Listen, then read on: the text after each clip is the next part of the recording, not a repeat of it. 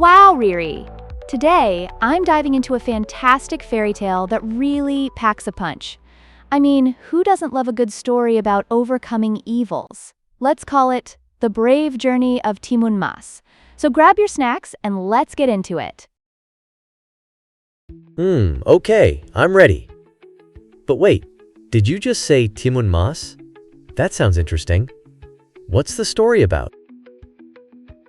Once upon a time, there was an old widow named Miss Sarni. Now picture her, a hardworking woman, living alone, and as she grew older, her daily tasks became increasingly challenging, right? You can just imagine the weariness that seeped into her soul. But despite her loneliness, she longed for a child to love and support her. It's like that desire many folks have, finding a connection, a missing piece. Wow, that resonates. There's something totally relatable about wanting a connection. I mean, it's like those moments where you just want to hug a teddy bear because it feels less lonely. But then what happens? One evening, on her way home, she stumbled upon 𝙁𝙴𝙰𝙁𝙁, the evil giant. Imagine her shock, standing there face to face with this enormous creature. But 𝙁𝙴𝙁𝙁, with his booming voice and menacing presence, expressed his hunger for a child.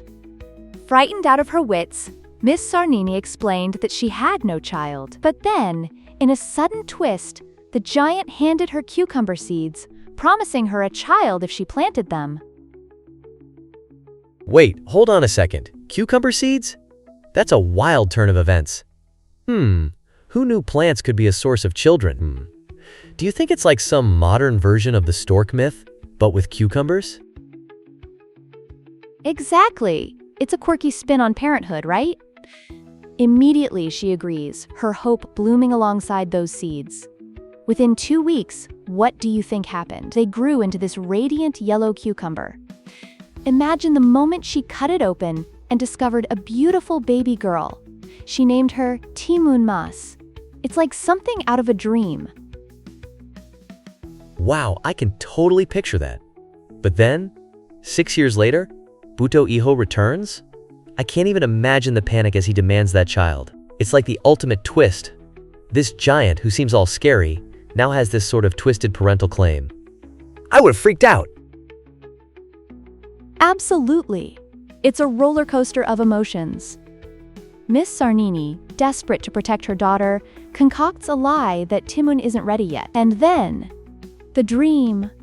A visit from an old hermit. Talk about divine intervention, right? He tells her to gather those enchanted items to help Timun Mas escape. Whoa, okay, so what does she get? I mean, cucumber seeds, needles, salt, shrimp paste? It sounds like a bizarre grocery list for a potion class. Like, does she have to pay some wizard for a license now? Laughs. Exactly. It's almost like a fantastical cooking show with high stakes. Each item serves a unique purpose. When the giant arrives, Timun Mas cleverly uses the cucumber seeds to create a thick forest. Imagine how wild that must have looked, this sudden burst of nature sprouting from the ground. And then what? She whips out needles as bamboo? That's crafty. I mean, it's like MacGyver meets a fairy tale saga. Did she get her inspiration from some DIY survival show? Laughs. Totally. And then she uses salt to create this temporary ocean that washes 𝙁𝙁𝙁𝙁 away, even lava from shrimp paste to ultimately consume him. Jaunty revenge, if you ask me. It's remarkable how creativity is woven into this battle. Wow, that's incredible. So Timun Mas not only saves herself, but also showcases the power of intelligence over brute strength, Reflects real life sometimes.